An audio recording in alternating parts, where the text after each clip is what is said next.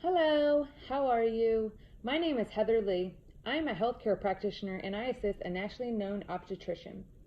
I understand this is your first pregnancy. Starting a family can be scary and exciting. The best way to help you be prepared is to educate yourself on what to expect and what things you can plan for. Although everything may not go as planned, it's better to know what to do in most circumstances. Let's start by reviewing the childbirth process from fertilization to delivery. Although you are past this point of fertilization, it is important to know where it started. Millions of sperm are part of the process, and yet only a few will survive the process to the fallopian tubes. The sperm must undergo the capitalization process, which can take hours, and it will release a chemical to help it penetrate the outer layer of the egg. Once this occurs, the single sperm will be inside the ovic cytoplasm. An electrical reaction occurs that prevents any other sperm from entering the oocyte.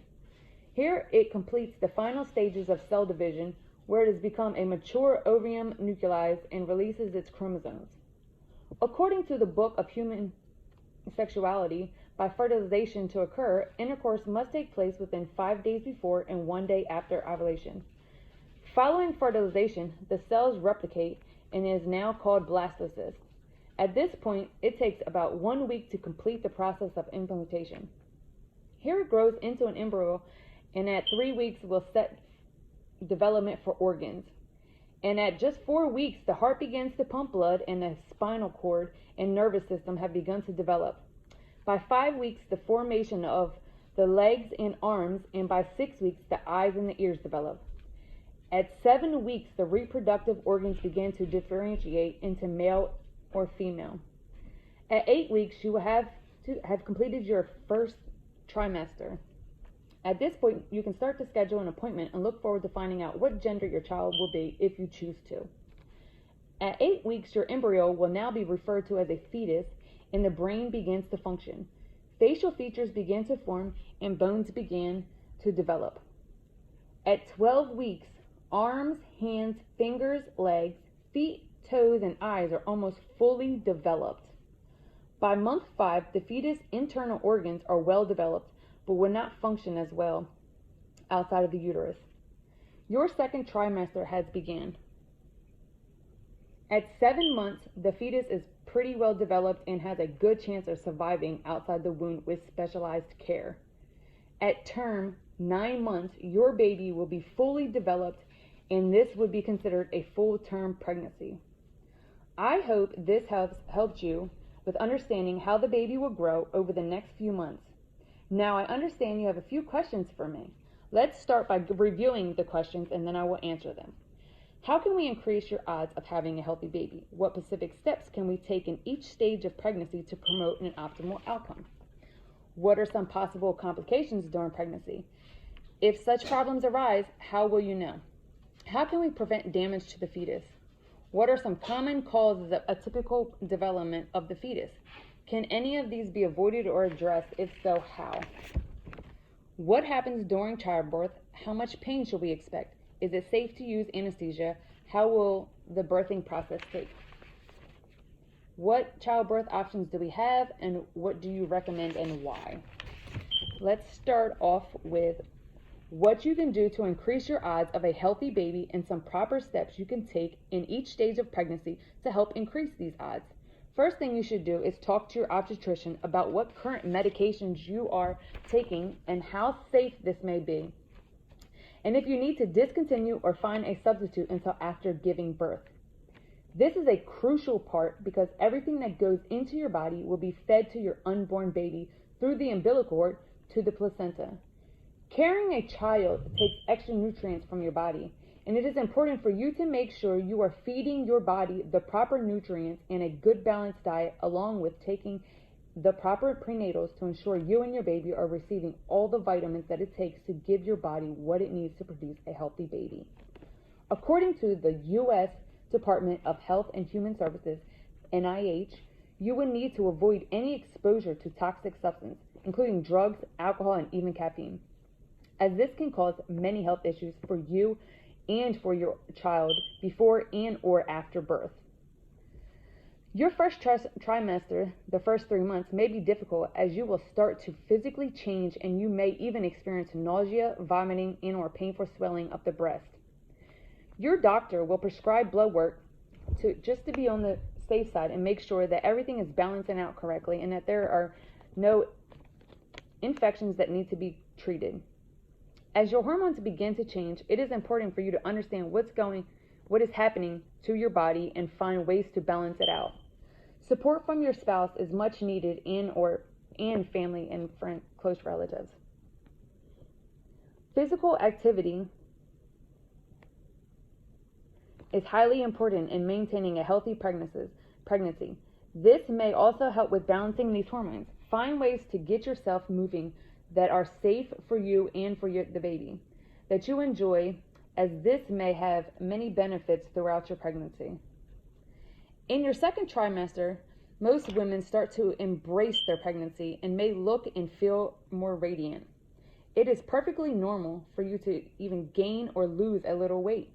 Everyone is different, but make sure that you are staying within the guidelines of the pregnancy BMI chart to ensure you are staying at a healthy weight. Your partner's support and reassurance may help you feel confident in your skin.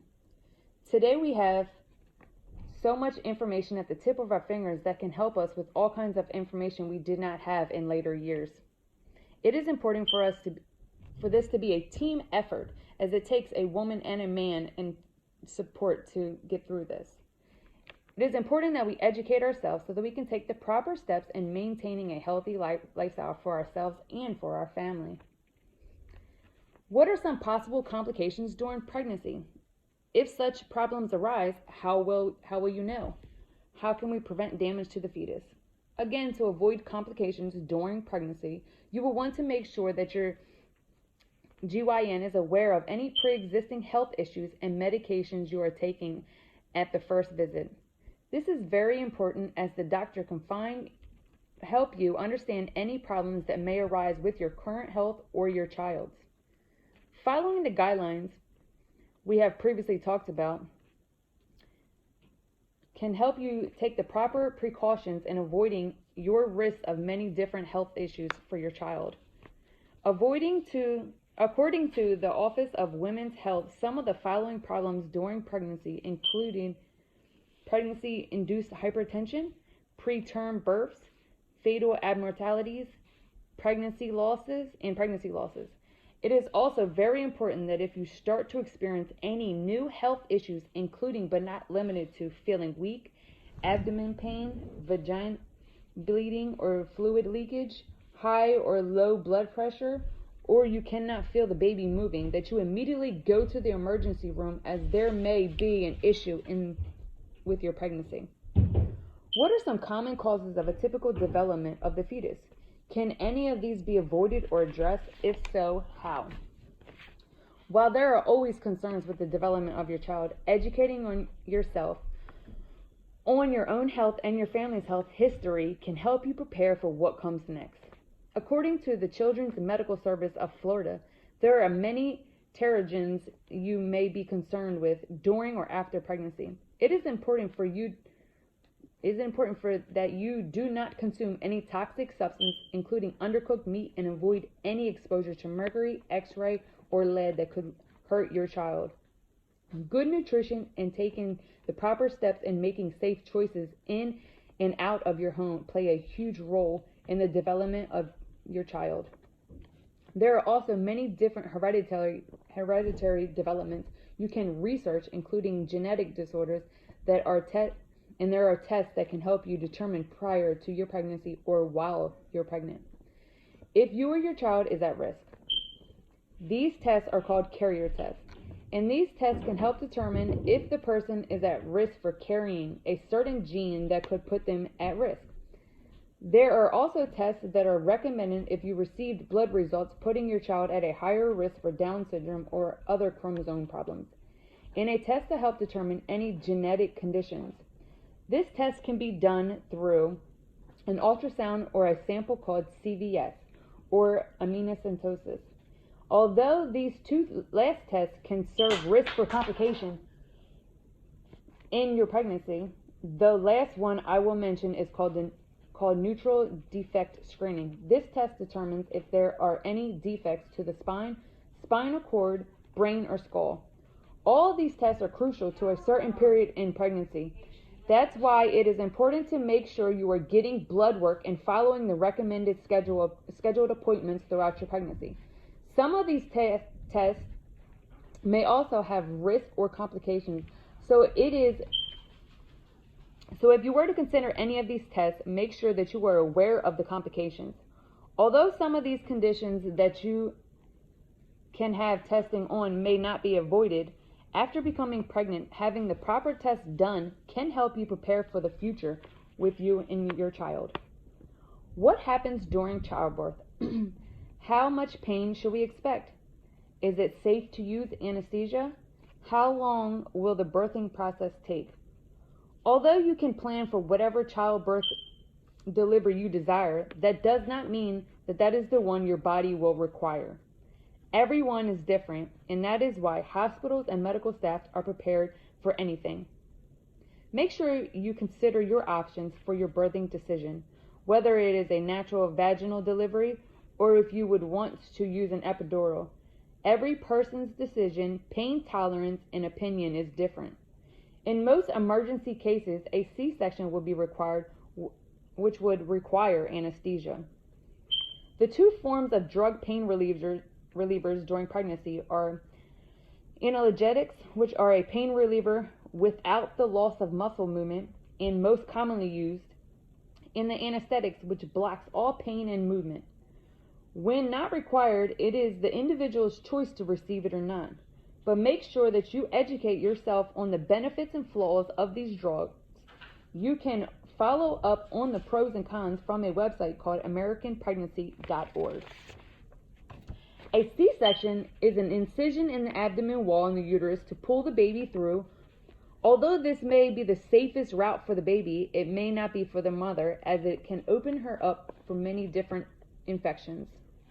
C-section is usually only planned if a parent had a C-section with a prior birth or if there are any medical concerns or complications.